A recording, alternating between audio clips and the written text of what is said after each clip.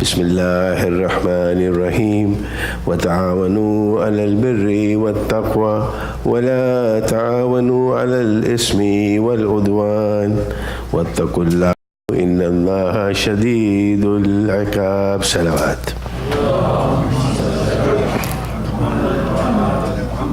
So, Mu'minin, we begin this journey as the title that we had was a title of transformation. In this ayah that we begin with is truly something that we need to pay attention to as we live in a multicultural society, in fact, as we live in any society. The ayah translated to say that help each other, enjoin with each other, support each other in bir and taqwa. And the concepts of bir and taqwa, we have talked about this in the past, just to refresh our memories. When we talk about bir, English does not have a word that you can translate bir. Those, who are the masters of the Arabic language will tell us that bir is much wider than goodness. Bir is the closest that I came to with the word bir is the German word called Weltanschauung. The idea of that goodness around which is filled with good wishes, good things, everything. It's a holistic concept of goodness. That's closest that you can bear is. And then of course we have the concept of taqwa in this ayah. Taqwa means immunity from sin. That you believe that Allah subhanahu wa ta'ala is so close to you, He is with you at every moment that you have, that you cannot even think of disobeying Him. This is the God cognizance that we talk about when we talk about the concept of taqwa. So that is bir and taqwa. And then we talk about sin and aggression, and to say do not support each other in isman, udwan, sin and aggression. That when you have somebody who is an aggressor or who is a sinner, do not support them. This is really a mission statement. In the corporate world we have vision and mission, and we do whiteboard exercises, and we spend 3 days in an expensive retreat coming out with a vision and a mission statement. The Quran gives a mission statement to us to say that support each other in bir and taqwa, do not support each other in sin and aggression. If we follow this maxim, we have a complete program of life for us. Quran, the words of the Quran are so simple and yet so profound. When the Blessed Prophet was asked, what is faith? What is faith? The Blessed Prophet said it in 2 sentences. He said, when doing good pleases you, and when doing bad displeases you, that is faith. Simple. Extremely simple, right down to say, this is the conscience of a human being, that you have an intrinsic nature, that when you do something good, your soul becomes pleased. And when you do something bad, your soul becomes displeased. This is the journey that we have of transformation that we talk about. It is a journey to go from what we call nafs ammara, the animalistic soul or nafs that we have, which is taking us to our animalistic faculties, to the self-blaming soul, which will tell you that if you've done something wrong, you don't need anybody else to judge you. You will be the first judge of your actions. Your inner soul will tell you that what you did was not right. You will justify it in many ways, and human beings have been given that beautiful creativity, faculty to come with justification for anything that we do. You can justify literally anything. But your inner soul will speak to you. It will continue to speak to you to say what you have done is not right. What you have done is not just. And this indeed is the sum total of one's existence, to say that we have 2 poles, and this is what these lectures are going to be out, inshallah, may Allah help us to deliver. That one is the idea of not disobeying Allah in any way, meaning when we talk about the ibadat, it's in its place, and then there is the horizontal axis. The ibadah is huququllah, the rights of Allah upon us, and then He also has huququl ibad, the rights of His creatures upon us.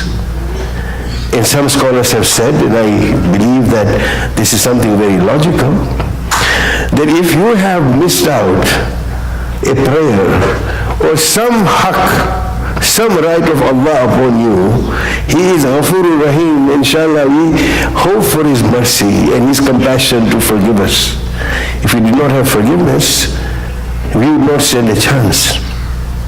But if, God forbid, if we did not do what we are supposed to do for hukukul ibad, the rights of the creatures upon us, if I miss that, if the creature does not forgive, one wonders whether God will forgive. And therefore hukukul ibad become much more important sometimes than hukukullah. This is what some of the scholars have said.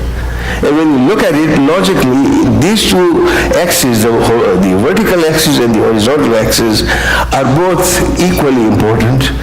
That we have hukukullah and we also have hukukul ibad. And this ayah that I began with, again, is really, if you look at the commentary of this ayah, to say that if there are people who are doing good, there are people of bir, there are people of taqwa, be with them, support them, be one of them. If there are aggressors, people who are committing sin, stay away from them. If you cannot counter them, at least stay away from them, so that you are not supporting them. So this indeed is something that we will be talking about. So the ayah translated says, help one another in goodness and piety, do not help one another in sin and aggression, and be careful of your duty towards Allah. Surely He is severe in acquitting sin. Yes, there is the punishment of Allah subhanahu wa ta'ala, but bigger than that is the hope in His compassion and the hope in His mercy. And this is what we understand. So this is a new beginning. We begin our new year with mourning. 1439 is the year, and it is a new beginning.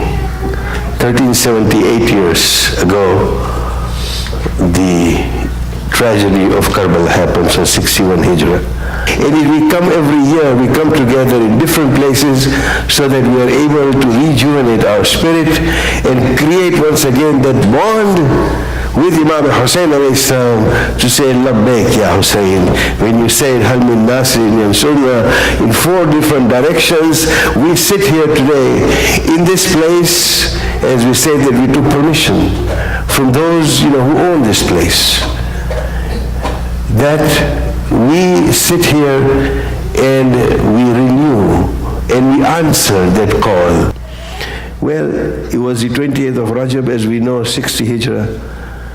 And then when he leaves Medina, and I'm trying to build the picture that this was his mission when he leaves, to say, وَإِنَّمَا خَرَجْتُ لِطَلَبِ إِصْلَاحِ فِي أُمَّةِ جَدِّ. He did not go out to do anything but for the Islah, for the Reformation of the Ummah of his grandfather. This is what he's saying, that I am leaving Medina for the Islah. And that leaving Medina for the Islah of the Ummah of his grandfather was not only for those times. More than ever before, this humanity needs Karbala to be able to put it on the right path. In Mu'mineen, our responsibility becomes even greater. You may say, in Gujarati they would say, kya nana moreti moti vaat samate karish, how can we do all this? Well, when that lizard was throwing little drops of water on the fire of Namrud, when Nabi Ibrahim was being put in that fire, the lizard was asked to say, what difference does it make? This drop of water that you're putting on this huge fire of Namrud. And what did the lizard reply? To say, on the day of judgment, I will tell my Maker, I will tell my Creator that I did the best that I could. Mu'mineen, it is our call. As we sit here, imbibing the spirituality of Karbala, imbibing the spirituality of these days of Azhar, imbibing the very condolences that we are paying to the Lady of Light, Bibi Fatima Zahra Salamullahi alayha, on the tragedy that befell upon her family, that we have a responsibility, and indeed that is what we are trying to do here. The cause of social justice by Imam Hussain alayhi salam and the values of goodness that he wanted to uphold are universal. Can anybody counter those values? It is a unifying force for us to say that this is what Imam taught us. Karbala is a sign of unity around social justice. As we began with that ayah of Ism and Udwan and Taqwa and Bir, everybody agrees on the principle of social justice. There is nobody who would support killing or take sides with the killers. Unless you have moved away from humanity, unless your ISIS and your humanity is completely gone, it is completely washed out of you, that you have no nafs al-lawama left, you have no conscience left whatsoever. And this does happen. Maulana Rum gives a beautiful example as to how this happens. You know, he gives an example of a bramble bush. You don't have bramble bushes here in this beautiful city of yours. In Texas we have. These are those thorny bushes. They're called bramble bushes that you have to walk through. He says when there's a small bramble bush in your way, when it's just growing, you can pluck it out and throw it away and you can clear the path. If you allow it to grow, it's going to stop you and then you won't be able to pull it out with your bare hands. You'll need something else to pull it out. And there comes a time when it grows so tall, it's pretty much impossible to pull it out. It completely blocks your way. Now you can't even go through it. This is what nafs al-lawama is. Maulana Rum says, if you allow that small sin, like this, that bramble bush to develop within you, and you continue to wash off your conscience, that the sound of nafs al-lawama to say you're doing something wrong no longer is audible within you, then you become ISIS, because you have no conscience. You become a criminal, you become a murderer, because now you have no conscience. And therefore Karbala is a call in response to our call for what we say freedom and justice. And this idea of social justice, of being fair, is intrinsic. You'll hear 5-year-olds sitting on the dining table, and if the parents have done something which they should not be doing to someone else, that masoom kid, that pure soul will say, Mom, Dad, that's not fair. It's intrinsic. But the bramble bush continues to grow, we continue to justify, we get indoctrinated by different ideologies, and then we move on, and that sound goes away. But this is intrinsic, this is what Karbala is, to try and awake. And therefore, the subject is for us, as Brother Reza mentioned, to say that these are the days that we will share together for the next few days, is a transformation, what we call from vision to reality. How does a transformation occur? How does one go through?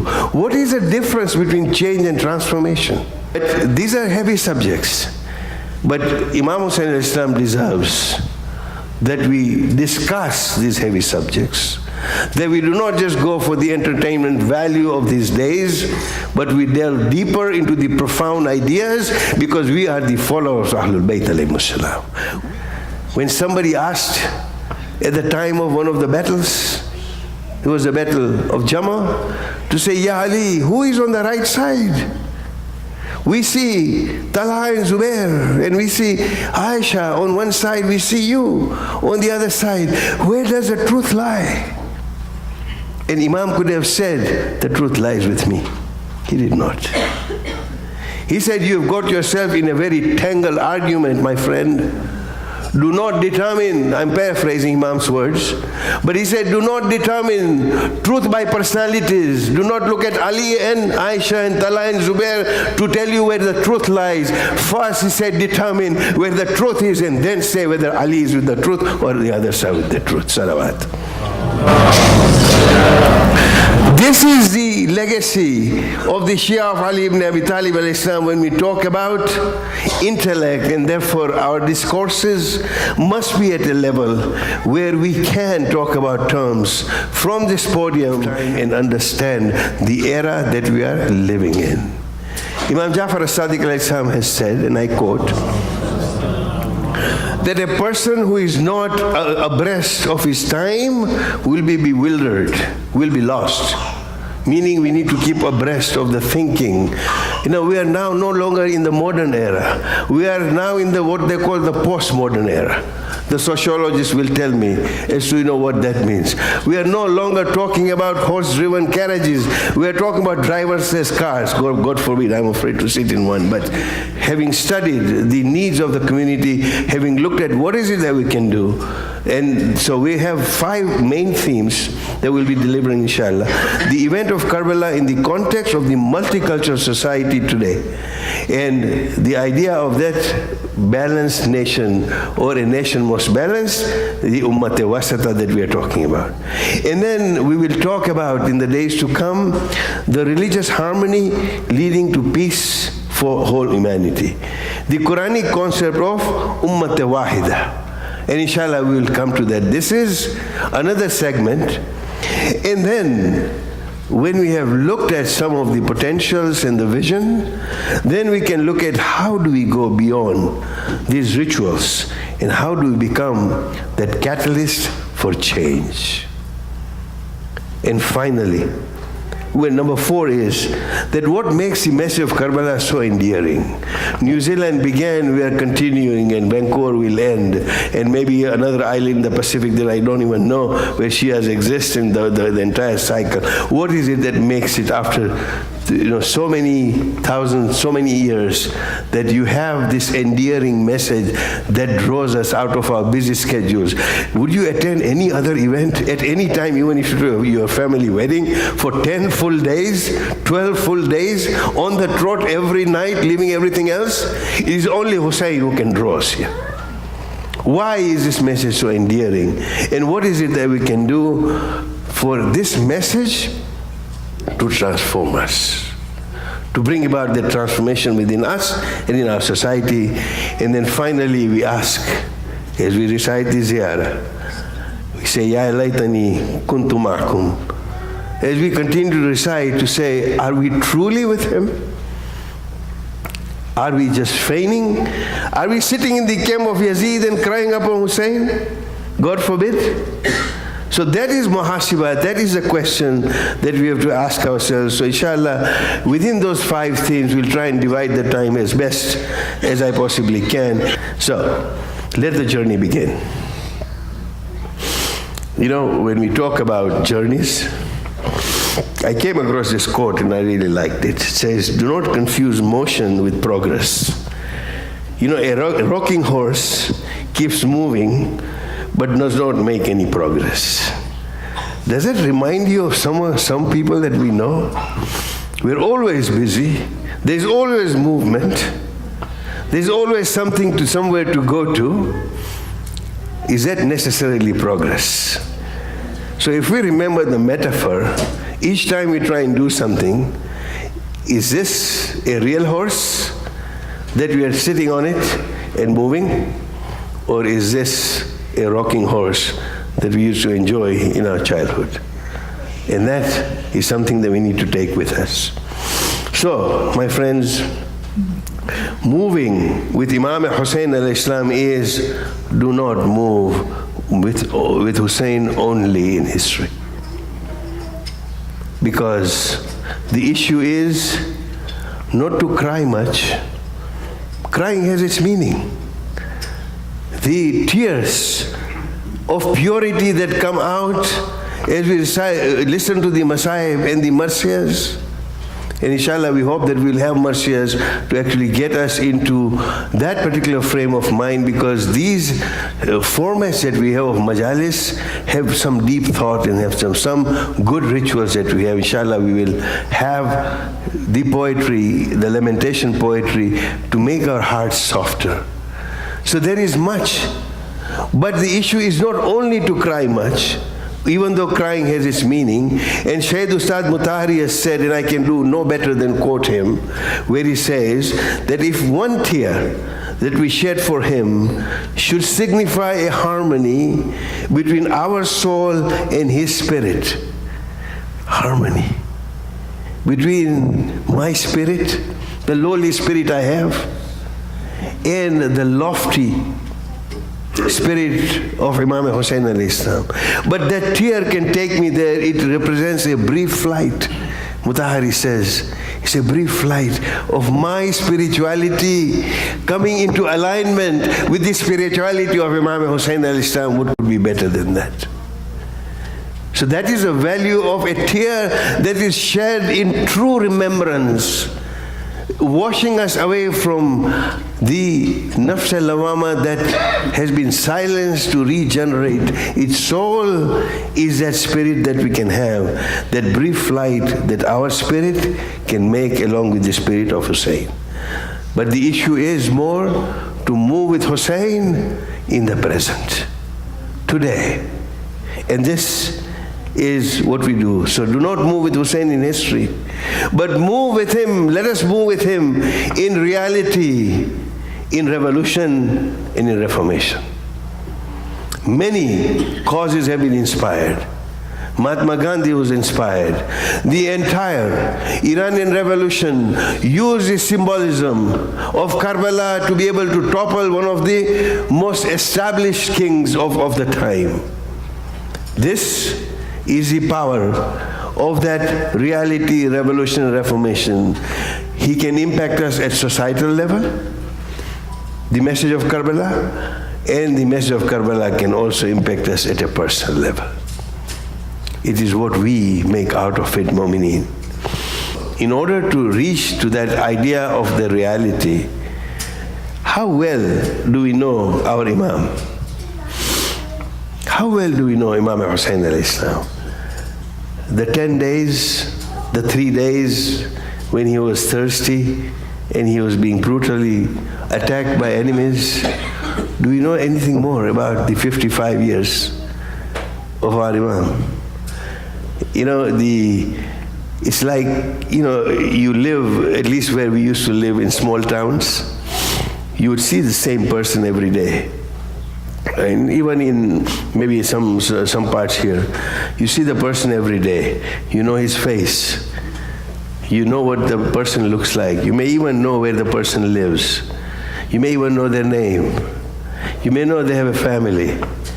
But you have never sat down to talk to that person ever. What are his emotions? What are his motivations? What are his thoughts? And the man passes away. You have known him. I knew so-and-so in my village, in my town. Did I ever sit down to really talk to him? Did I ever try, have a conversation with him? So to us, sometimes the Aimma are like that. We know their names. We know their lineages. We recite salawat upon them. And during their wafat and wiladat, we commemorate and we celebrate. But truly, how do we really? Have we understood them? Maulana Rumi says something so beautiful again. And Rumi is the most widely read poet, and one can understand why. He said, if you praise the sun and say the sun is bright, Rumi says the brightness of that sun is not going to increase one iota. By you saying the sun is bright and praising the sun's rays are not going to get any stronger than they are. Allah has given that radiance to the sun. You cannot increase it. In the same way, if we praise the Ahlul Bayt alayhimus salam, my praising the Ahlul Bayt is not going to increase one iota of their daraja and their status in the eyes of God. All I am saying is, Maulana Rumi said, if you are praising the sun, you're actually praising yourself, that I have good eyes and I can see the sun. With glasses, of course, when there is an eclipse, but I can see the sun, I can appreciate the sun, meaning I'm praising my eyes. In the same way, when we praise the Ahlul Bayt alayhimus salam, we praise ourselves to say we know them, but truly, do we really know them? And therefore, we need to begin with this.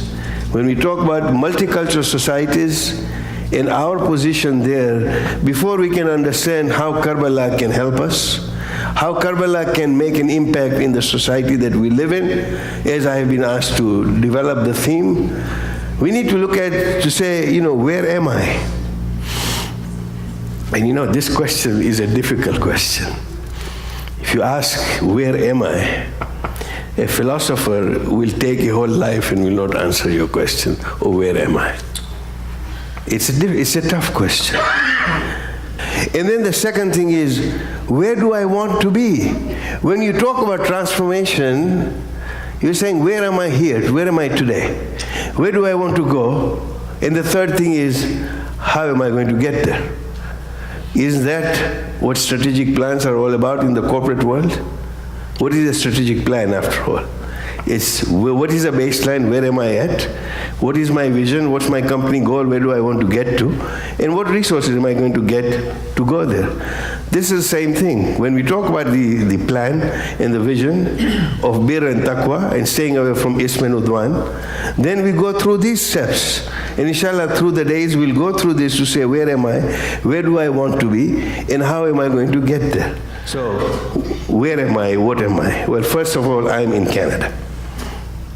So, what is my identity? And I'm trying to lay the groundwork, inshallah, today, and then we'll continue. What is my identity? So the identity is an evolving process of becoming rather than being.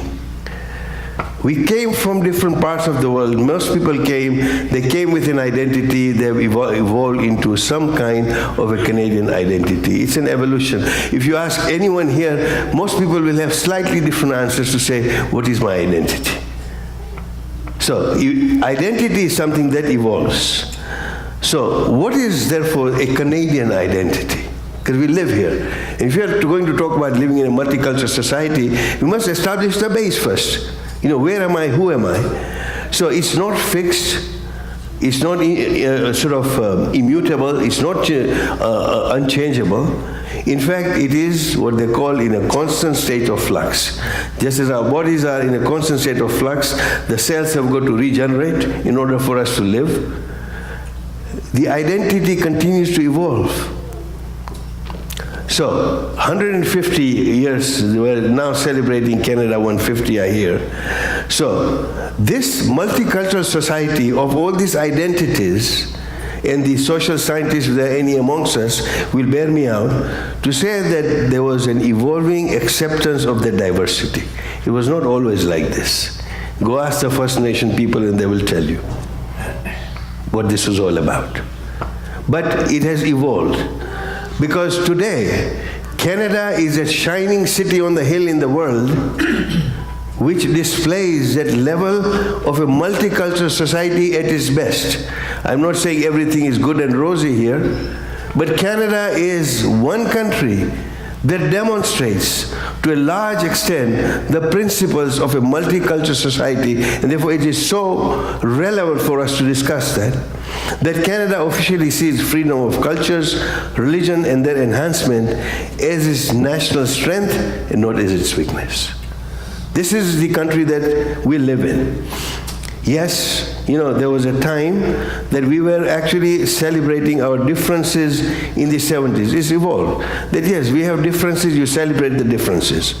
So, managing diversity in that way as we became more diverse was something that was happening in the 80s. And then there seemed to be much more constructive engagement between different cultural groups in the 90s. And this is evolving. I'm going very fast. But I think if you look at the evolution of identity of multiculturalism in Canada, you will come across these milestones as to how this was evolving. And ultimately, it has come to a basis of accepting or respecting. And it has moved on from tolerance to understanding. And that has been a key thing in Canada to say, yes, minorities or different cultures are not tolerated anymore. They are understood. Because if I say I tolerate Chacha here, it's not a good thing to say, that I tolerate him. It's a negative connotation. So tolerance or tolerating a culture is out, it's past. We talk about understanding, and if we move on from understanding, if we have talked to that person, if we try and understand those people, then some bond, compassion, love germinates amongst people, and this is who we are. Now, we must also understand that here, we are not talking about assimilation, we talk about integration. When you talk about identities coming through, and please stay with me just for a few minutes, on this. This is an important discussion to lay the groundwork. That Europe has its belly full when it tried the idea of assimilation, that everybody must become one pot, one cultural pot. America even tried it for a little while, it failed. It failed miserably, in the sense that there is no question of assimilation. The idea is integration, because when Europe tried assimilation, the reaction was forming those ghettos in Paris and in London, elsewhere, where minorities rebelled and they went away because they were afraid of being assimilated within a society. In North America, in Canada in particular, we celebrate those differences. We are fortunate enough. Yes, we have conflicts, but we resolve those conflicts living in this country through positive discourses. There is also a reaction which is happening now in the US. There's a white supremacist movement that is going on as a result of the idea of this integration that we are talking about. And on the other side, you have this fundamentalist philosophies which was the birthplace of the likes of ISIS. So these are the realities of the era that we are living in. And therefore, we need to first understand, if we are going to make an impact in a multicultural society as Muslims, as Ummat-e Wasata, then we've got to understand the reality on the ground. We cannot be in a cocoon. Question I ask is, particularly to my young friends, what does it mean to be a Canadian? What does it mean? Born here? Holding a Canadian passport? Well, there's a professor who has said something that when I was reading it really struck me.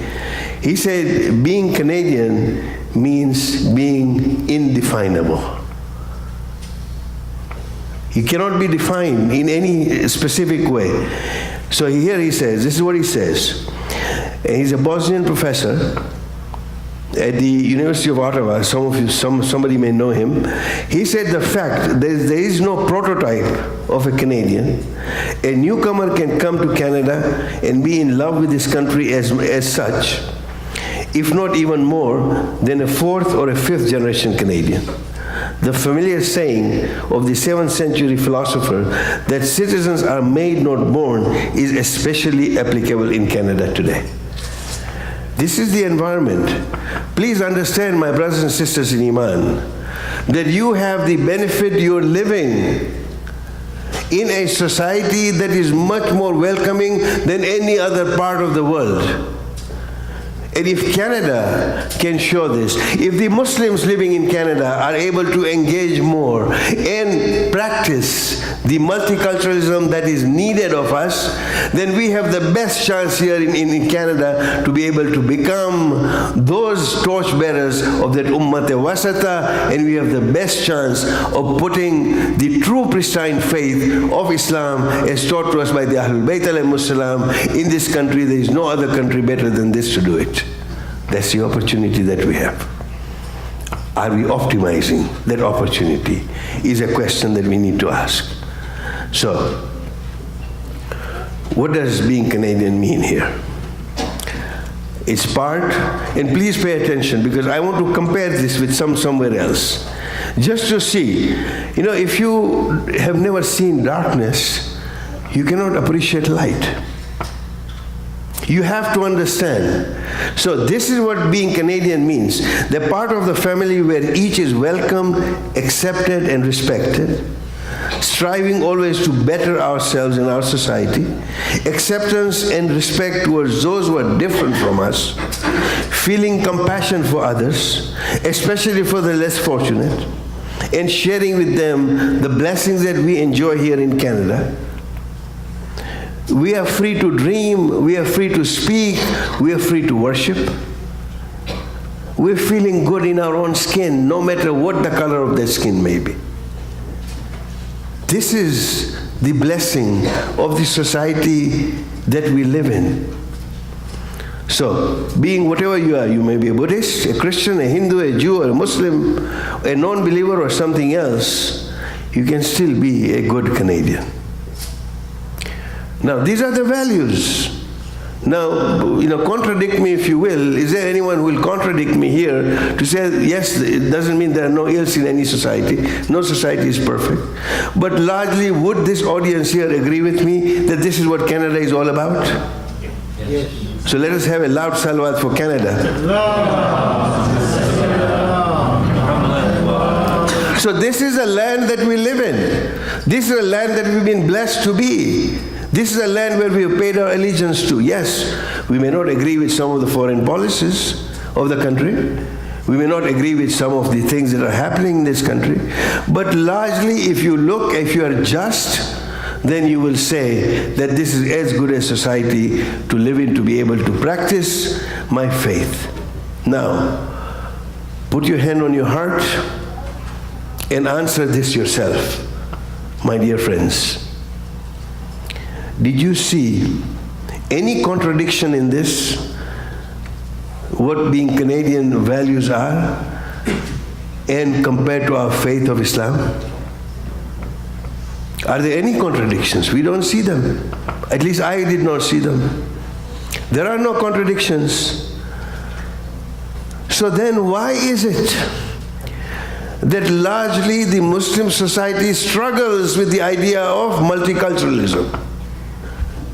And why is it that on the other hand, some of our fellow Canadians and others have also this idea of Islamophobia in their heads? When Islam is so compatible with Canadian values, then why is it that there is this issue of Islamophobia that's germinating? There's something wrong with that picture somewhere. What part of what we looked at as the good things of the Canadian society was beyond the remit of Ummat Wasata that we talked about, a nation most balanced? So now, I talked about Canada. We talked about the values. We talk about the alignment of the values with our faith. Let us look at the state of the Ummah. You know what the state of the Ummah is? As we compare it, what do we Muslims have to show as the Ummah? With the pristine teachings, with the Quran that we have, ISIS, failed states, killings of other people? Where are we heading to? How can we be those champions of universal values with our own societies? I got into big trouble once when I said I became a better Muslim having come to the United States. And I did. I was being honest.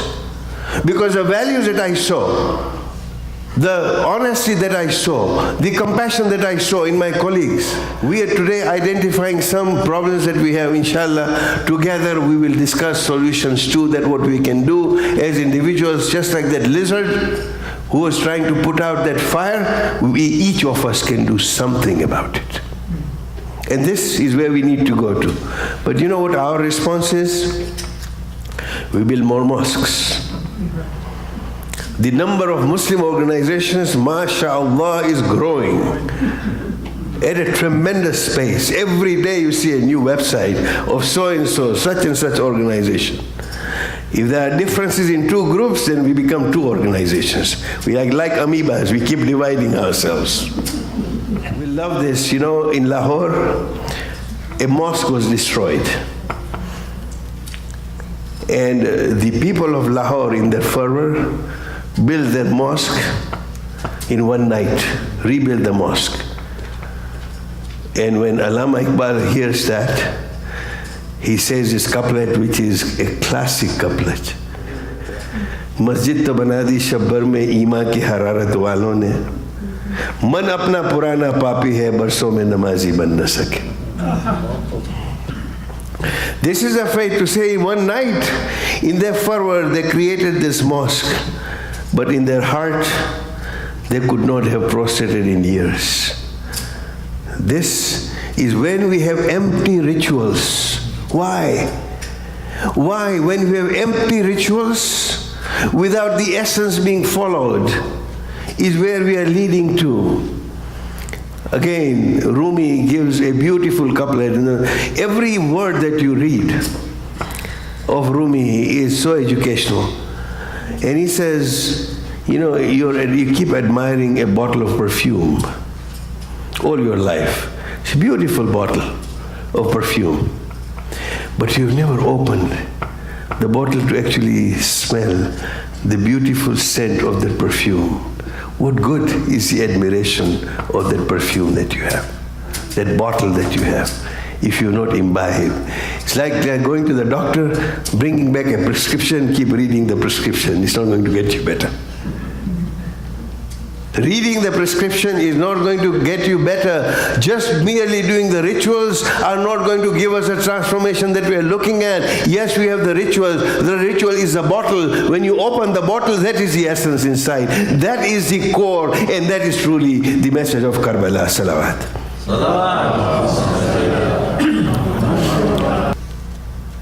So, Mu'mineen, this is the poignant moment as he was leaving. This was the beginning of the journey. And it is so important to understand. When he said that I refuse to give bay'ah to Yazid, he never said those words. Imam did not say that I refuse to give bay'ah to Yazid. He said, Mithli la yubahu mithlahu. Meaning that the likes of me cannot give bay'ah to the likes of him. Big difference. It was not a personal matter between him and Yazid. It was a matter of good and evil. It was a matter of humanity. It was a matter of who will give bay'ah to whom and who will not give bay'ah to whom. And that is a universal principle when he leaves Medina and when he says that the likes of me cannot give bay'ah to the likes of him. And I just want to recount that message to remind us of where he was and what Karbala means to us. He said, Ya Allah, you know that we did not seek in what we have done acquisition of power or worldly possessions. These are actual words of Imam, I'm not paraphrasing. It's a translation of his khutbah. Rather, Imam said that we seek to manifest the truths of your religion and establish righteousness in your lands, so that the wrongs among your servants may be vindicated, and that men may abide by the duties, the faraid, the laws, and your ordinance and your ahkam. Pure and simple, that was the message. And that is what we are here, inshallah, to uphold.